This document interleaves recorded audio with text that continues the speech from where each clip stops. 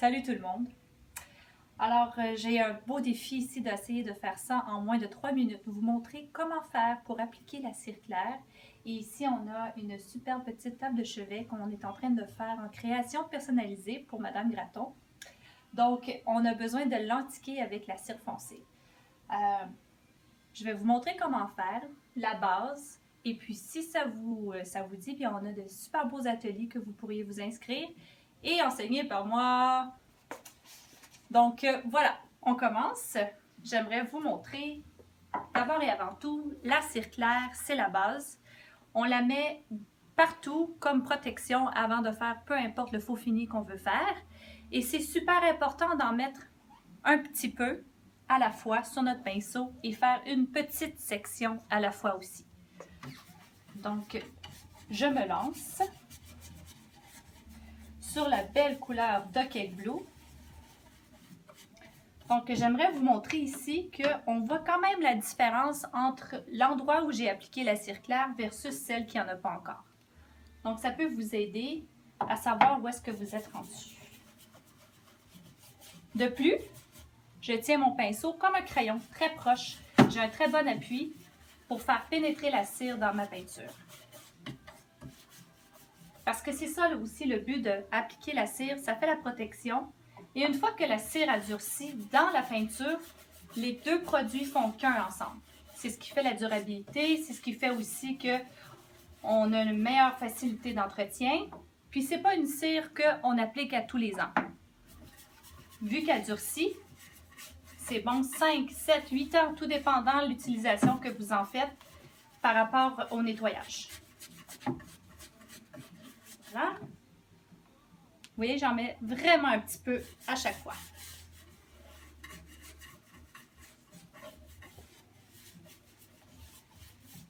C'est normal si ça fait un petit peu de grumeau, c'est pas grave. De toute façon, qu'est-ce qu'on fait? C'est qu'on prend un chiffon bleu. Super important ce chiffon-là parce que si vous utilisez autre chose, ça se peut que la charpie du tissu colle dans la cire. Donc ça ne le fait pas. Et on frotte jusqu'à temps qu'on ne ressente plus la résistance. Ce qui veut dire que c'est difficile à frotter. Donc on frotte jusqu'à temps que ça fasse comme un coup de patin, que ça glisse.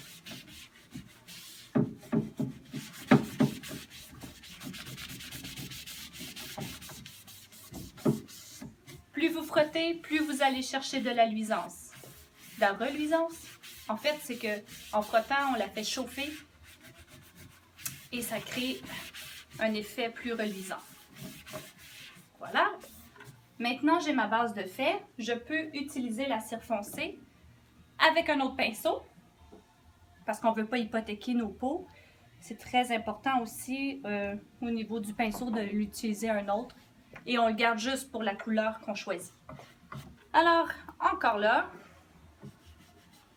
on en met un tout petit peu à la fois. Je vais jouer ici, c'est super le fun parce qu'il y a des belles moulures sur le tiroir. On va en appliquer tout autour pour antiquer.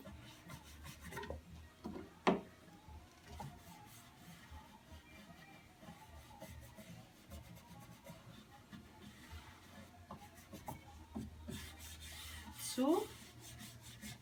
Côté ici. On enlève l'excédent. Faut pas avoir peur de faire ça. Hein? Il n'y a pas de gâchis. Si vous avez très bien appliqué votre cire claire, là, il n'y a pas de danger.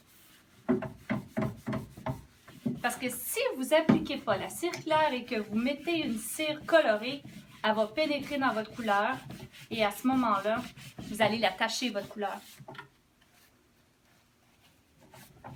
Je ne frotte pas trop fort, je fais juste vraiment enlever l'excédent. Parce que après ça, pour atténuer un peu le foncé que ça fait,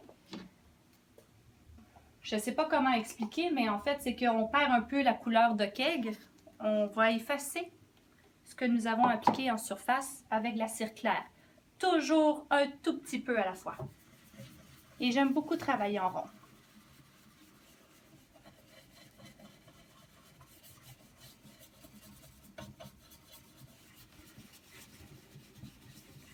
Voilà. Je vais encore prendre un tout petit peu. Ici. Vous voyez comment ça s'efface? Est-ce que vous pouvez le voir de près? Véronica qui me filme. Ça fait des grumeaux, là. C'est pas grave, on les enlève avec le chiffon.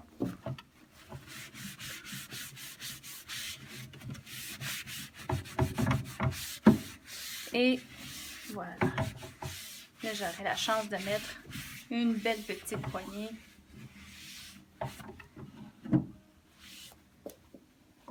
Tadam!